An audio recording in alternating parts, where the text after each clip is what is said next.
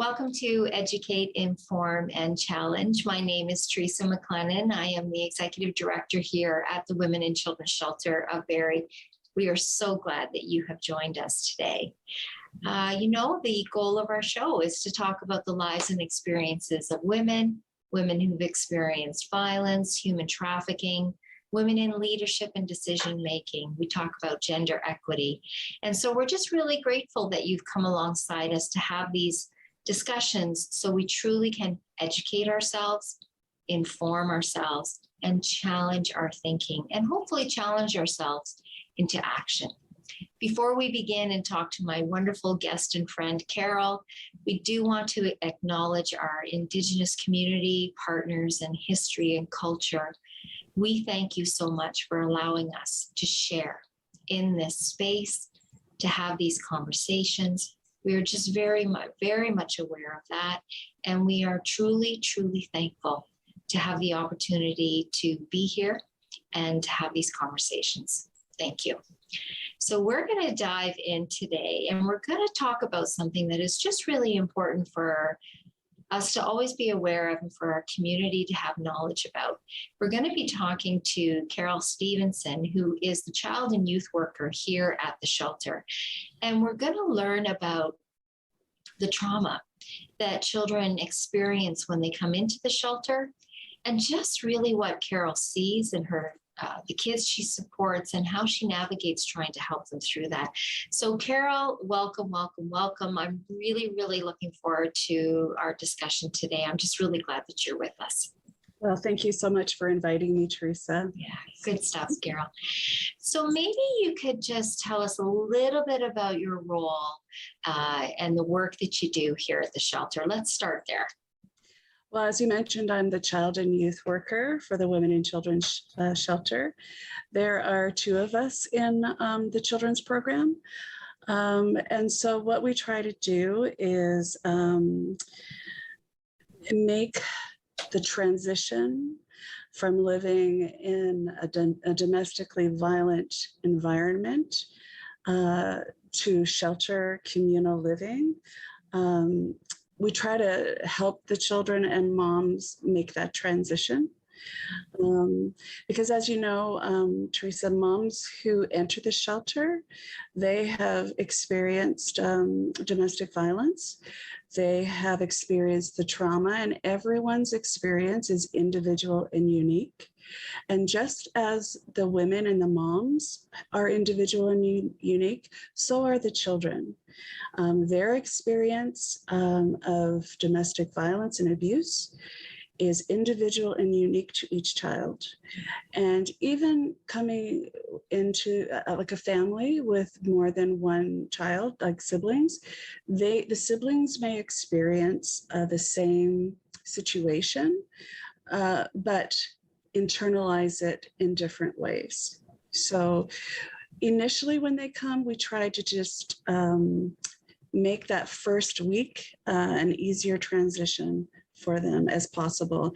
And that can be another upheaval or another trauma on top of what they've already experienced.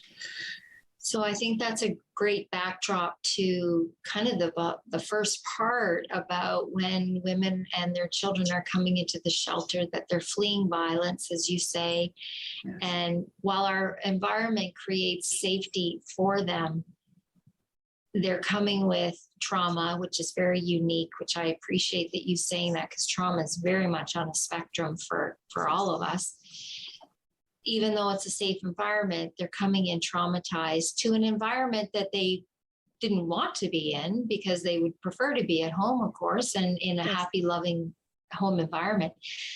So when the kids come in initially, what do you see in their responses to being here in the shelter? Initially, what I have seen is apprehension, confusion, anger. They don't want to be here. Some may not fully understand why they are here. And so those are the initial emotions that I see. And some of the behaviors that the children might exhibit they could be aggressive behaviors, verbally, physically aggressive behaviors. Some children may be withdrawn. And so, like I mentioned earlier, every child experiences trauma differently. And so we just try to have a fully unconditional response to each individual child and the emotions that they're exhibiting when they first come in. And we just try to be very gentle with them, especially in the first week. Yeah, to help them with that transition, I guess. Yeah. Yes. So I would like to learn more from you about how children living in violence, either they're being abused themselves or even witnessing their mothers being abused. How does that change them? Like even talking about brain development and growth. And then, of course, living in that trauma, absorbing that trauma, the impact on their behavior. So I want to know and learn from you about really the impacts of that, of the kids. Like we've talked about the fear and, shame and guilt and apprehension, anger, all those pieces, right? But does living in violence for children affect brain development and their learning and what does that look like? So I'm so glad you asked that question because I think you're aware as well that it's widely believed in research that a child's brain development isn't complete until age 21. So that's kind of like a baseline for brain development. If you add on top of that children who've experienced abuse, children who have either witnessed or experienced the domestic violence, that is a trauma. That affects their brain development. It can even, I believe, change the chemistry of the brain. And so if you have a child who's experienced one trauma and then they've experienced another trauma, it's like layer upon layer of traumas. And a child will internalize that differently, each child. And you can see it in their behaviors. So I'm actually reading a book on, it's called Self-Reg, and it speaks about stress cycles for children and how that impacts their development. And it talks about cycles of stress. And so cycles of stress in terms of trauma, if there's layer upon layer upon layer, the child's brain is not fully developed. They cannot process, never mind cope with, the effects that the domestic violence has had on them. So I really, unfortunately, in society in general, when we see children exhibiting especially signs of aggression, they get labeled as a bad child. And I just want to say that I don't believe that any child is a bad child. I believe that there's something going on underneath. There's something that we just don't see. So it's so important for us as adults and people in the helping field, people in general, to really understand, to separate the child from the child's behavior. And the child may be making poor choices. So let's discover what's underneath the behavior. What are the emotions underneath the behavior? Why are they acting the way they're acting? There has to be a reason. They're not a bad child, right? You put that so beautifully, Carol. And boy, don't we just wish that everybody would have that understanding of children in particular who are still learning and developing their skills. They're learning how to be in space in the world, and interact with people, and they don't have that all figured out. Yes. And the lessons and the learning that they have from that is from their environment and the people around them. And so I think you spoke very eloquently about that. And I think putting that also into perspective in terms of the women that we support, because women have that accumulative trauma that's happened to them that you spoke about happens with children. Right. And it shapes the behaviors and the things that they do. Their reactions to people are maybe more heightened. It might be more aggressive or assertive, right? Because that is the way that they have learned to survive and for self-preservation, like so many kids do as well. Yes. And we often know that there can be this perception of bad woman. Yes. Very much using, your terminology of bad child. And so I just really hope that our viewers can kind of gain some understanding about that when we talk about trauma, because we are all on a continuum of having experiences in our life that have caused trauma. And have we learned and have good tools in our toolbox to be able to cope with them and respond appropriately, right? And sometimes we don't have that. And so we're going to dive into this conversation because it is so important for us to have an understanding and empathy, in particular about the children who have lived in and experienced violence. And so we just really encourage our viewers and listeners to stay with us as Carol and I dive into this conversation some more. And we really hope that this is going to be a really helpful conversation for all of us to have a better understanding about the impacts of violence on children. So stay with us and we will be right back.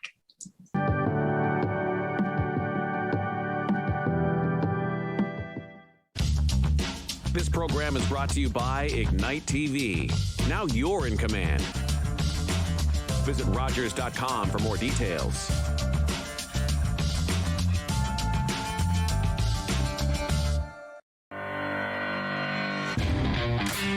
I started playing softball when I was 5 years old. I loved it because it was all about having fun with my friends. And it still is.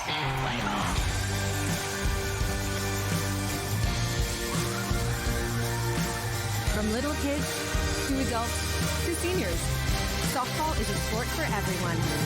Join us.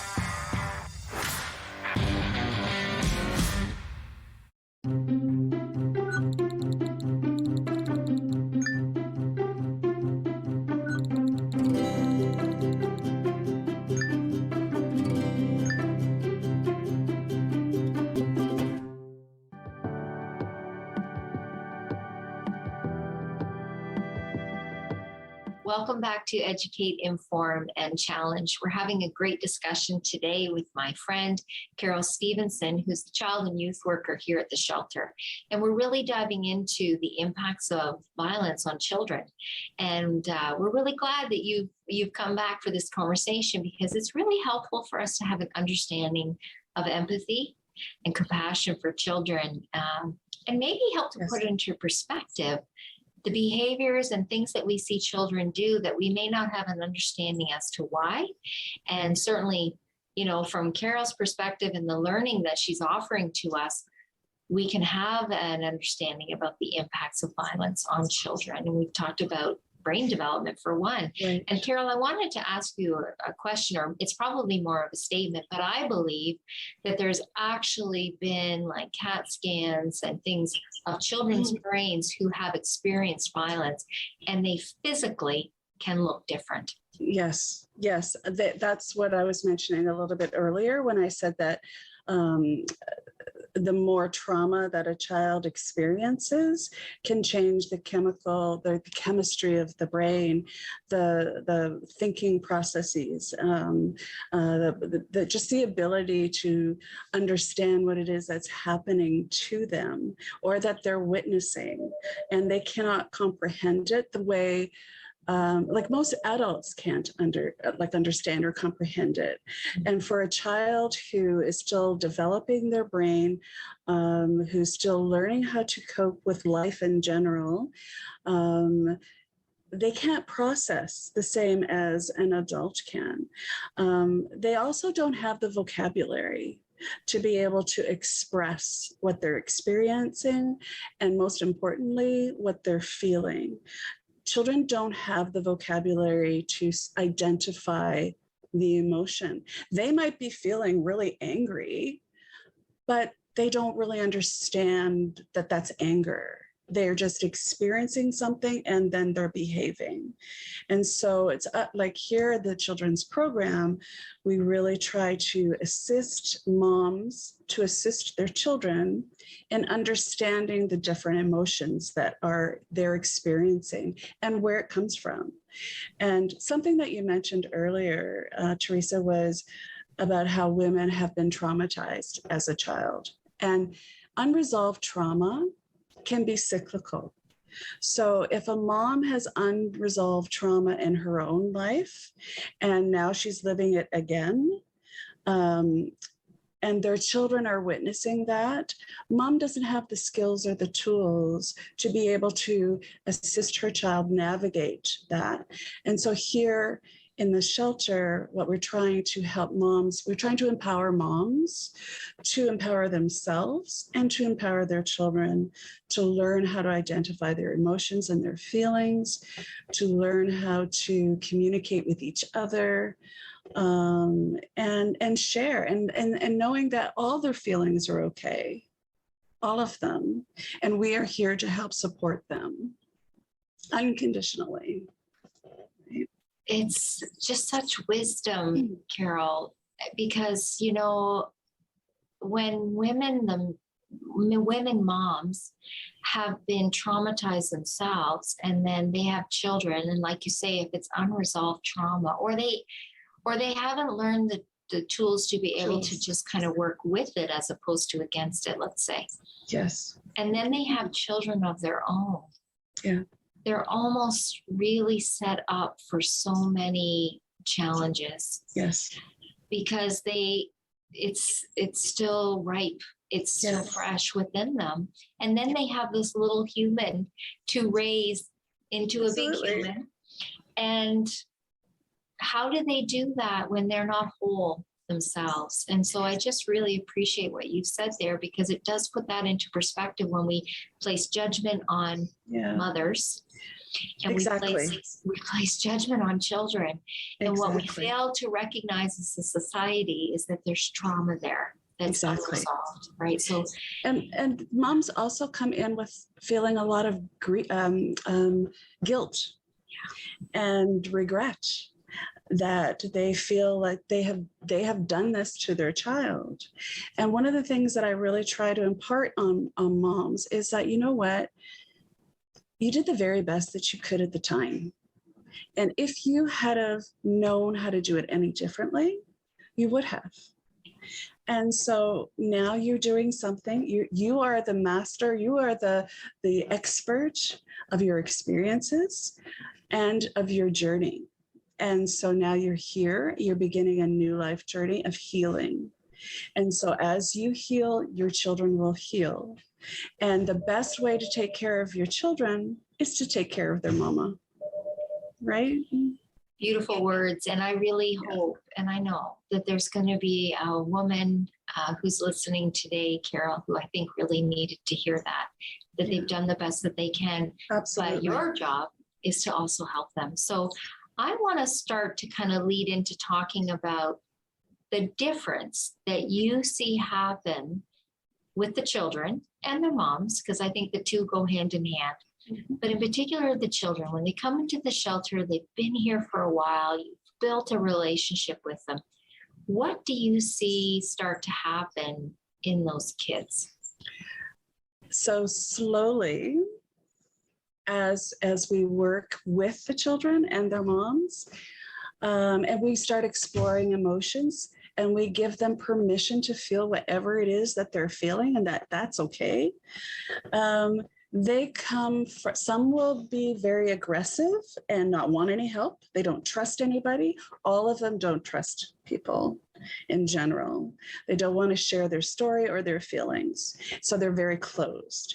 But by the time they leave the shelter, they've opened up a little bit. They're willing to share with staff here in the shelter, whether it's me or my CYW coworker or any of the staff. They begin to open up a little bit. They begin to see that, okay, there are some adults that I can trust, right? And that it is okay for me to say, you know what, I'm really angry about this, or this, and not to feel judged, you know?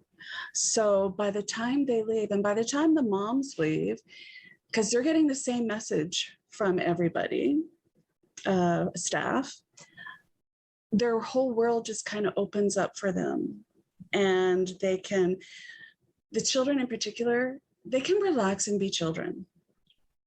Because not only are we providing them a safe space, but we're also providing them with some tools that they can help. Because we have our children's programming where we talk about self-esteem, where we talk about safety planning, age-appropriate safety planning for children, where we talk about how to trust somebody and who to trust. And I believe that, and I believe that you're also just in your actions and how you talk with the children, how the children see you interact with their mom, creates a model for them about what a healthy relationship looks like. Yes. And the other piece to that too is that like I see children making mistakes with their behaviors. So, and that's how I refer to it. Not a bad child, not bad behavior, but okay, you made a poor choice. You made a mistake. So these are the consequences, right? So they learn about that, right? And they're seeing the next time that they see me an unconditional response because I'm not carrying the mistake that they made, if that makes sense. And they're seeing me greet them in a non-judgmental way, in an unconditional way. So they're learning that, oh, okay. So I can be me. It can be. And, you know, I always feel that folks don't have an understanding about shelter life because, you know, we deal in trauma all day. And the women are coming in, they're traumatized, the children are traumatized, and we start where they're at and we work with them, and they direct us and lead us right in that. Exactly. And a lot of folks don't really know about the shelter and what kind of happens behind the big doors. But one of the transformations I think I see is that kids come in particular, they're fearful, all of the things that you've described. And then, well, you tell me, what are the fears that children have when they're actually leaving the shelter to go into their own apartments now with their moms? Yes, women, moms and children experience a new fear of being out there on their own and being alone on their own and not having the same supports that they received while they're living in shelter. And so we have an outreach program. So, as you know, and so I always say to the moms and the children, you're never alone again, because you have our number. And if you need anything, then you're going to call us, right? And they're going, oh, okay. So just that reinforcement that if they're facing any struggles out there, we have an outreach program. We have groups that still incorporate women who transition from shelter. And we encourage them to call, and that they'll never be alone again. And that when they leave here, they're feeling empowered. They're excited, but they're fearful for their new journey. And it's a journey of healing. It's a journey of peace. It's a journey of growth, doing things that the children never thought they could do, or that the women never thought that they could do. And it just comes from an unconditional support that they feel and they see from staff overall, right? And you know what I notice in the kids too, just to kind of add to all the things you've said, when kids come in, they have that fear, all of those things. And then there's a shift that happens that, I mean, we have so many women and children in our shelter all the time that the kids, they become their own network of family and support for one another. The kids treat each other like siblings. They're picking on each other. They're learning that they have to share toys, and, you know, they want snacks all the time. They're eating all the food in the fridge, you know, this becomes their home environment and they Yes. treat it as such. And we love that because Yes. it does tell us that the kids feel safe and free Yes. to be kids. And Yes. boy, But they're relaxed and they're calm and they can play and they can be themselves. And yeah, that and moms are seeing that and they're just like awestruck, with the growth that they have by the time they transition from the shelter. So Carol, we have about 5 minutes left. Okay.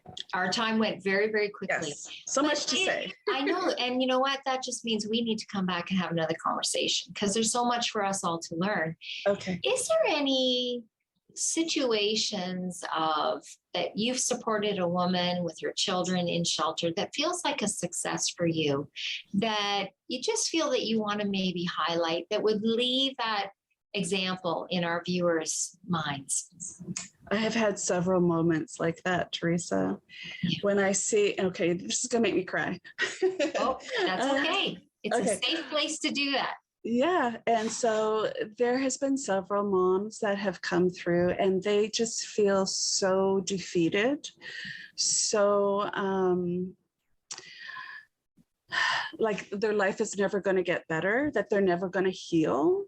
And they don't really believe us when we say, you know what, you're at the beginning of a new journey. They don't believe us. But by the time they leave, like, they're so grateful. They express their gratitude over and over and over. And there's one mom in particular a couple of years ago, and she was like, she's flourishing in the community. And she didn't believe that because she had no connection, no income, nothing. And now she's flourishing in the community. And whenever, I happen to maybe run into her in the community, she's like, you guys helped me do this. And I always say, you know what? You empowered yourself. We were there to support you on your new journey. And so you empowered yourself. And it was all done in an unconditional environment. So yeah, I just get goosebumps when I think about the women who came in here so defeated and they leave feeling so empowered. And it's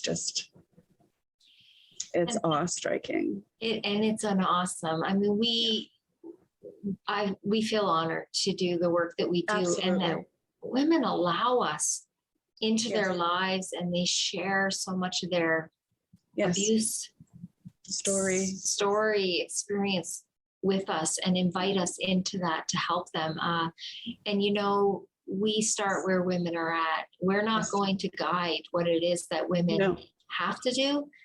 We want to take their direction and support them in that. And I'm always especially in with awe. children, especially when it comes to what they need for their children. They know their children the best. I don't know their child.